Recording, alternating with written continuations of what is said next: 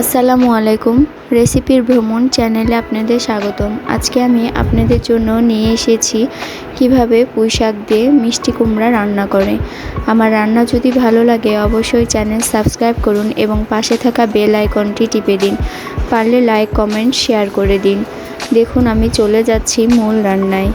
আমি মিষ্টি কুমড়া এবং পুঁই শাক কেটে ধুয়ে রেখেছি এক সাইডে একটি ঝুড়িতে। এবার এখানে একটি ফ্রাই প্যান নিয়েছি। ফ্রাই প্যানে কিছু তেল নিয়েছি। তেলের মধ্যে কিছু পেঁয়াজ কুচি নিয়েছি। পেঁয়াজগুলো দেখুন তেলটা গরম হয়ে গেলে পেঁয়াজগুলো আমি দিয়ে দিয়েছি এবং পেঁয়াজগুলো নেড়ে চেড়ে ভালো করে একটু ভেজে নিয়েছি। পেঁয়াজগুলো যখন একটু ভাজা হয়ে যাবে তখন আমি এখানে আদা, রসুন, জিরার পেস্ট একসঙ্গে করে রেখেছিলাম সেই মশলাগুলো এখানে দিয়ে দিলাম। এখানে আমি 2 চামচের মতো হলুদের গুঁড়ো ব্যবহার করেছি। আপনারা যে যতটুকু মশলা খেতে পছন্দ করেন ঠিক সেভাবে মশলাগুলো দিতে পারেন। আমি আজকে মূলত কম মশলায় রান্না করেছি।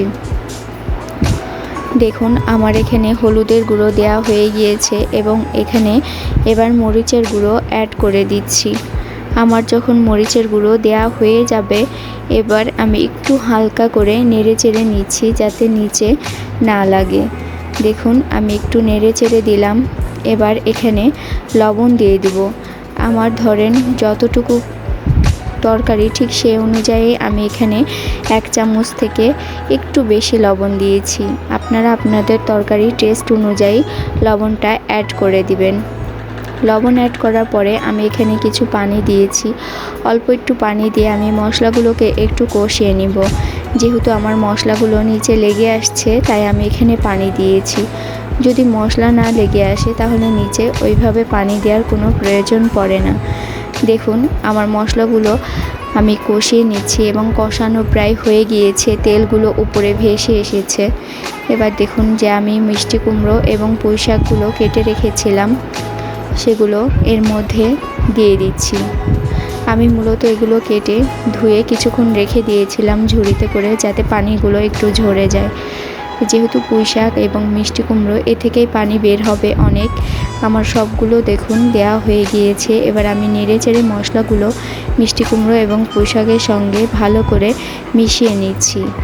যখন মিষ্টি কুমড়ো এবং পুঁই শাকের সঙ্গে ভালো করে মেশানো হয়ে যাবে ঠিক এ পর্যায়ে আমি এটা ঢাকনা দিয়ে ঢেকে রান্না করব যতক্ষণ না পর্যন্ত এটা আমার সেদ্ধ হয়ে আসে। দেখুন আমি এবার ঢাকনা দিয়ে এটাকে ঢেকে দিয়ে দিচ্ছি যতক্ষণ না পর্যন্ত আমার এটাতে পানি উপরে উঠে আসে। দেখুন আবার ঢাকনা তুলে 10 থেকে 15 মিনিট পরে আপনাদেরকে দেখিয়ে দিচ্ছি। দেখুন আমার পুঁই শাকগুলো প্রায় অর্ধেক সেদ্ধ হয়ে এসেছে এবং মিষ্টি কুমড়োগুলো প্রায় সেদ্ধ হয়ে এসেছে।